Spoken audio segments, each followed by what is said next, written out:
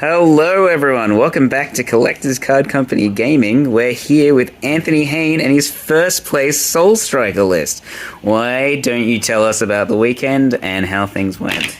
The weekend was a lot of fun. We had a tournament with 5 rounds. There were just under 50 players. I think there might have been 46 or something players from all around the country. Lots of good matches. I had a very tough run of players. In fact, every single one of my opponents finished in the top 16. Wow. So that was kind of cool. That's quite the flex. Yeah. And I took one of my favourite leaders, which is Soul Striker. So big shout out to TCG Metals as well for supplying me with this leader. If only the organisers of the event would let me run it in major events, otherwise I'm forced to run this thing, which is still really, really pretty. Well, this is definitely indisputably pretty. Yeah. I'm not going to go into too much detail as to what Soul Striker does. Suffice to say that he's been errated so that he cannot awaken until he is at 4 life or less, so we do run some form of self-awaken when necessary. And when he attacks on his awakened side, he draws 1 and untaps 2, and so he can abuse a lot of very, very good blue cards. Very good. So starting with the main deck, the first and most important card is 4 copies of Piccolo. Of course. Yeah, so the main purpose of this card is to be able to search your deck, because when you discard him from your hand, you can play a copy of Pan, and there are 3 Pans. It's actually not so relevant to play Piccolo most of the time. Like, you can occasionally do it if you need an early swing, but most of the time this deck doesn't want to swing all that early. So more often than not, the discard is actually more important. 3 Pans is just enough to make sure that you see it pretty well every game. I don't think I've ever missed with 3 Pans in deck. And if you happen to have one in hand later, you have ways to put them back into the deck if needed. Sounds easy. Yeah, so discarding Piccolo, the key reason is to be able to see what's in your deck when you need them. So that's I think the main blue package. Gives you a lot of great knowledge early on. So when you think blue, you think negates. So we've got a fairly extensive negate package. So starting with 3D magic. Not 4, because you don't tend to need an excessive amount of energy in a leader that untaps several to begin with. So it's really just there to untap only when you need it, or a sparking negate. But realistically, that that's completely makes sense. Yeah. 4 Android 17 negates. All of them winners, no less. All of them winners. We try and max rarity this deck as much as we can. Hit me up with any remaining pre-release or release event promos to foil me out. Pan needs to be release event help people. Android 17 is one of the better negates, and it really thrives in a deck which enjoys the combo step, because people will try and swing through Android 17s to get some extra damage in, and this deck loves to do that, so 4 of these made a lot of sense. Definitely. And for the later part of the game, we also run 2 Oceanus as well, to really shut down a turn, give you that. It can act like a baby hatch at times, although it costs a couple of energy, but timing it right and it will end the game. So that's the main negate package, so we'll move them out the way. Moving into what I would call the start of the combo package, even though it acts as a counter, is probably the best new card, Pilaf Shu, My Cunning Trio. May I? Go for it. Thank you. So if you do not have this card, I suggest you go and pick up this card if you intend on playing blue. This card is nuts. The better way to think about it is to treat it as a pseudo super combo, where you cantrip, draw a card, remove potential opponent's combo when they try and push, and then you can combo it off as well. The ability to remove keywords is just an added bonus to that. So it has a lot of synergy with other cards in the deck, and blue has a lot of potential battle removal mid-battle. And so being able to remove barrier, being able to remove indestructible, being able to remove swap, removing double strike, triple strike. This actually came in handy for the final game, where I removed double strike so that I would take a damage going down to 2, which put me in lethal range, so that my opponent would have a go at dumping their hand, and anyone who wants to go and watch the video can see how that turned out. So yeah, Pilaf Shu, my phenomenal card. If you haven't tested with this card properly, I suggest you do so. Amazing card. The rest of the next important part of the combo package, 4 copies of Sensu Bean. Of course. Yes, this is a combo heavy deck. We need as much energy as possible defensively, so 4 Sensu Bean makes perfect sense. And to restand energy as well, we run a couple of Zeno super combos. So these are obviously instrumental for defensive combo. You can leave 1 energy open, but really you've got 7 energy open if you really want. And obviously the ability to manipulate your energy is very important because we actually can ramp in this deck, and if we actually accidentally ramp the wrong thing, this is how we fix it. To complement Zeno, we have 2 Vegeta Discipline Warrior, so that we can round out our super combos. We don't need more than 2 Zeno, we need the ability to push and filter through our hand. Bottom deck a card that we don't need, draw some, filter, so this one makes a lot of sense. To complement the continued combo package is 3 Infernal Villainy Cell. This could also be Unbreakable Goku, it's a matter of taste. I prefer Infernal Villainy because I like the artwork and I tend to splash green from time to time. Pseudo super combos in a deck with an amazing amount of energy is just really strong because your opponent looks at your hand and they say, they've used 3 super combos, when really you've got 5 more in hand because these things exist. So, and to add to that, we've got a couple realms because more super combos. Except this time we can remove 2 drops or less on their turn, or we might need an early removal to get rid of something big, as well as 2 Kamehamehas. Oh wow. So yes, this combo package is extensive. It's 2 realms, 2 Kamehamehas, 3 cells, 4 super combos, 4 Sensu beans. Yes, you shouldn't be losing in the combo step. So yeah, if you want to fight, it's like Crimson used to be. Continuing with the amount of energy we have in combo, it's worth having some battle tricks. So we've got both Goku Black and Gohan. Only one Gohan. So there is another one in the side, as we'll see, but for the most part, players will play around Gohan these days. So it's more often than not used to Z-charge and remove a 5-drop than it is to actually pay 3 and remove a thing. So 1 was fine. You side in the second for specific matchups like Android 21 when you want to get rid of the 8-drop so that they can't untap 5 energy or alike. Or if they've got a relevant 5-drop with Barrier that you want to negate Barrier using Pilaf and then combo with one of these to remove it. Makes complete sense. So yeah, for the most part, you don't need more than 1. If you really want the other one, you can bring the other one in. But realistically, your deck drawer is going to draw a lot of cards, so you should most of the time have it when you need it. Speaking of drawing cards, Overwhelm of Choice. Bardock, we need to draw 2, discard 1, filter through the deck, and Overwhelm 4 is not that difficult to meet. The most common way to meet this is to have like 2 battle cards in the drop, and then play a Z battle card that costs 2 Z energy to get the 4, and then immediately play this. So this is just to help filter your hand, and because we run... The deck is inherently not clunky, but being able to filter means that you have exactly the right defensive pieces if and when you need them. For example, in Brisbane, the tournament prior to this past weekend, going into my potential kill turn, I started my turn by doing this and drawing into my secret rare. So, yeah. That's always helpful. Yeah, overwhelms that draw cards are pretty good. Other cards that can filter through the deck is the 1 copy of Koitsukai. There's lots of decks that this hits. It dissuades from floodgates, whether it be yellow trying to do Mecha Freezer, blue wanting to use Android 17, or token negates or other things like that. Since this deck can go from very defensive to very aggressive at the flick of a switch, on the turn you suddenly want to go aggressive, then this is the time to do it. And although you're overwhelming constantly, you hang on to this in your hand, and when you overwhelm, you draw 2 and you discard this, and then very helpful combo. Yes, and then you activate Koitsukai from there. 1 more overwhelm, Mirror. Of course. Yes. So what makes a deck that has lots of combo power even more crazy? A card that doesn't need any combo power on top of it. So you can have a leader that can swing for ridiculous numbers, and then also swing with the mirror for even bigger numbers. And if played correctly, it's just an instant damage for 1 energy. And in a deck that wants to take you from a high life total down to a low life total in the blink of 1 turn, this is a great card to help you do that for just 1. Now we get into what I call the bomb package, and which is helping with the unisons. 2 baby unison and 1 boo. Very rarely does this deck actually play unison on turn 3. There would be like the only matchup you'd consider it would be like, I don't know, Expert 21 or something that really wants to stall, assuming that you've got your Self-Awakeners to also awaken.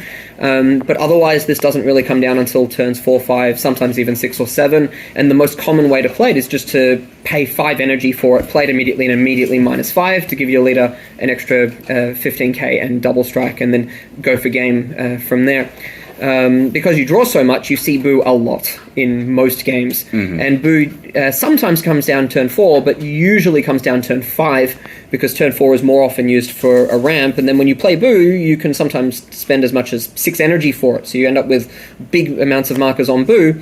And Boo has an amazing interaction with the aforementioned Pilaf, where his -1 can remove a battle card, and this on counter can remove a keyword skill. So combination of this, playing a Boo, means nothing with barrier is safe. So all those big boss monsters are not necessarily happy with Boo on board. So therefore, it doesn't make as much sense in most cases to play Boo for 4 when you can play it for 5 or 6 and then defend it with all your floodgates and peel-offs and things like that. That's violently upsetting. Yes. And to go with the baby apes, with the unison, we've got a couple of Golden Avengers. Of course. Winner stamped, no less. Naturally. So we need to be able to close out games. This is how we prevent our opponent from countering and finish off the game. You could also run the Goku Black if you really wanted to, but I think that Baby Ape is just better for this deck because we're not crying out for an aggressive 5k combo. Completely agree. So this just makes a lot of sense for this. So, yep. The best cards come out of the set in blue has to be Oob.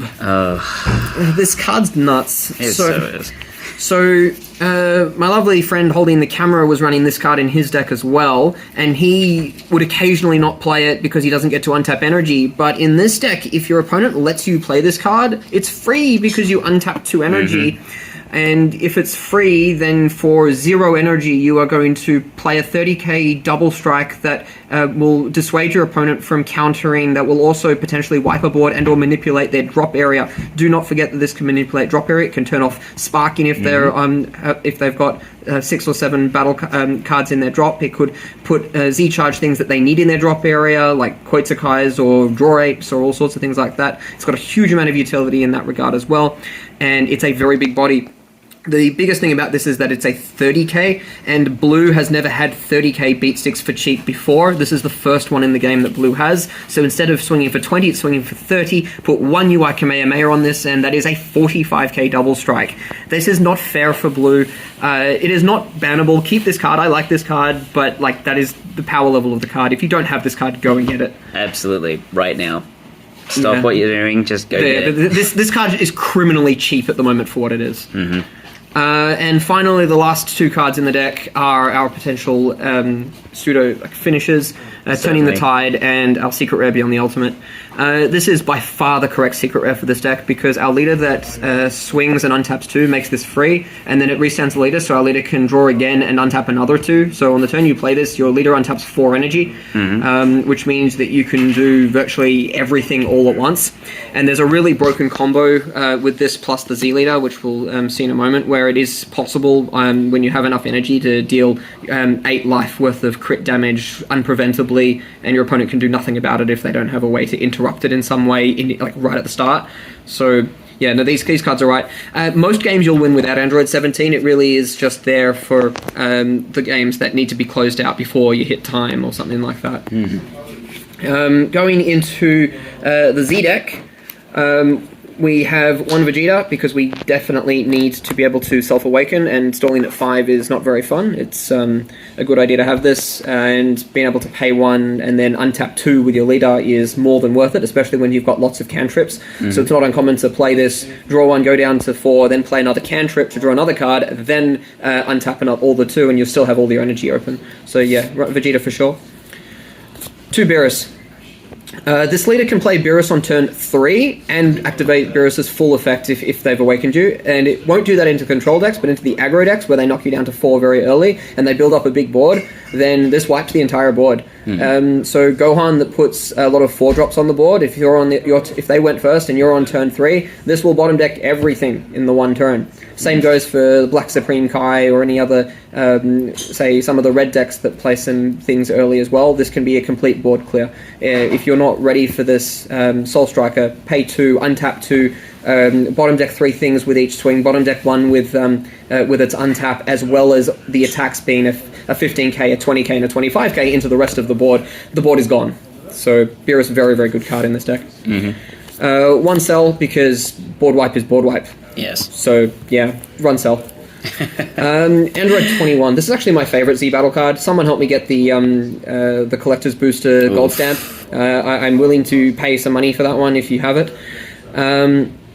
So in this deck, your kill turns are typically 6 and 7 energy, and getting there quickly is amazing. This does not cost 4. This costs 2.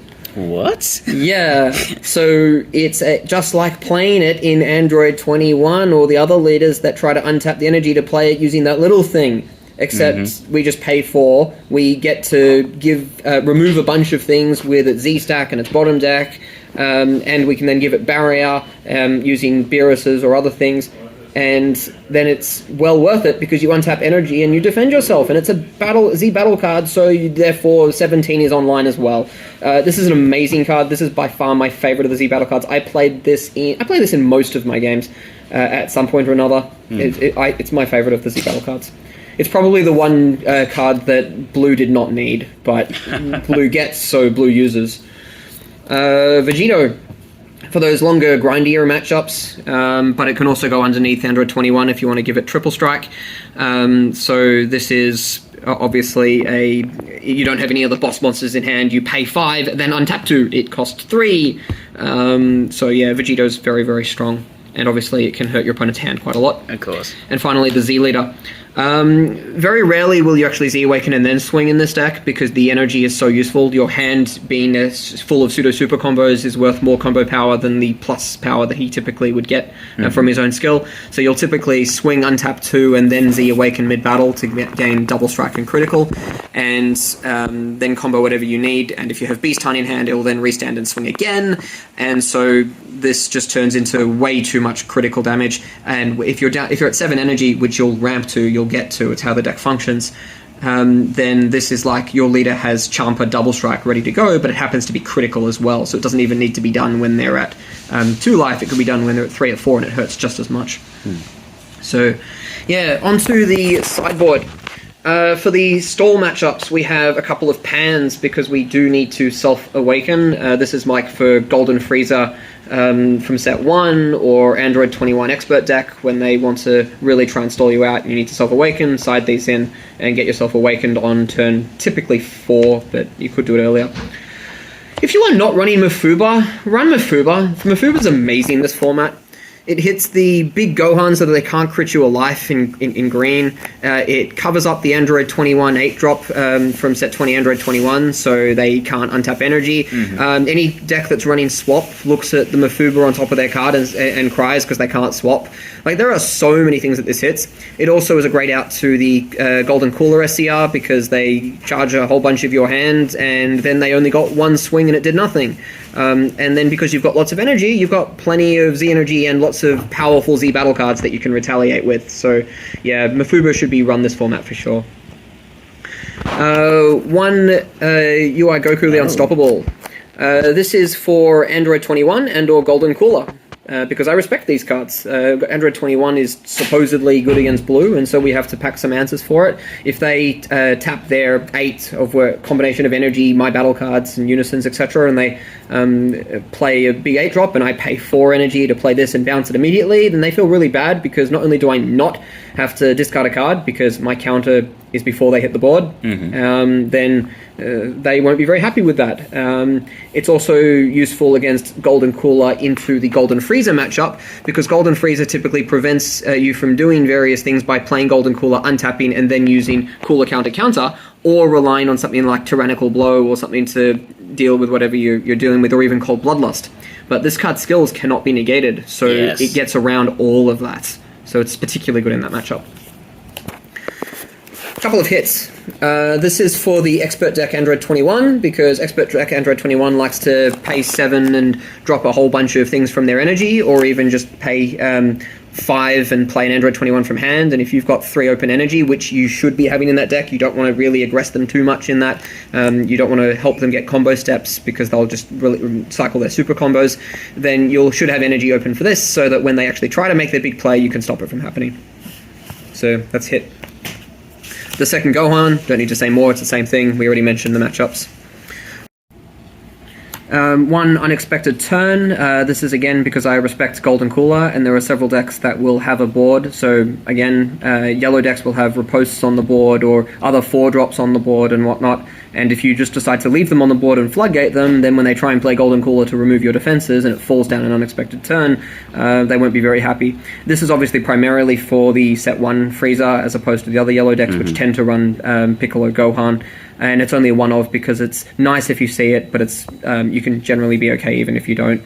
It's an instant win in that matchup. And unexpected. It is very unexpected. A couple Meki Kabura. These are for the decks where you know what their game plan is and they've got one specific play they need to make, whether it be Android 21 that wants to play an 8-drop, or if they're going to play a Golden Cooler, you can call an 8-drop Cooler. Against like an SS3 Goku, you might decide to call a 6-drop Vegeta GT so they can't draw 4 cards and you get another turn to try and kill them. There's lots of potential uses for this. You could even call a particular floodgate, like play this against yellow and call Freezer with a cost of 3, and suddenly they can't actually play Robotic Riposte. Like, there's lots of uses for this, so there's really no reason not to have a couple if you know which decks you want to play it against. And finally, the MVP of the day for anyone who wants to see the final, Dabura. Yes. Yeah, Dabura's mean. It is. Yeah, this deck has excess energy, and so Pain 1 is not really a thing. So, like against the 8-drop Gohan, you can counter with a Dimension Magic or even Sparking and take a life so that you go from 3 to 2 so they can't actually hit you, and then you play one of these off of the energy that you untapped, and then you draw cards, and they feel really bad because they spent 2 energy and got nothing off of it. So, Dabura against green, because there is Gohan, there is Cell, there are several other decks that can try and rip your hand down, and although we are running a deck that has lots of draw power, we don't actually want them to be able to do that, so for Dabura. But yeah, that's pretty well. That's pretty well the deck. That's Soul Striker. It's a lot of fun. I just like to say I really enjoyed everything. Shout outs. I've got some shout outs to my brother for supporting and being a great playtester. Shout out to the boys all here at Cardtastic Locals, best locals in Australia. Thanks to Collectors Card Company for hosting me. To TAC Games for holding an amazing event. It's been awesome. So thanks everyone. Have great fun, and I look forward to seeing you guys at the next event. Fantastic. Thanks again for your time, Anthony, and we'll catch you all next time. Peace.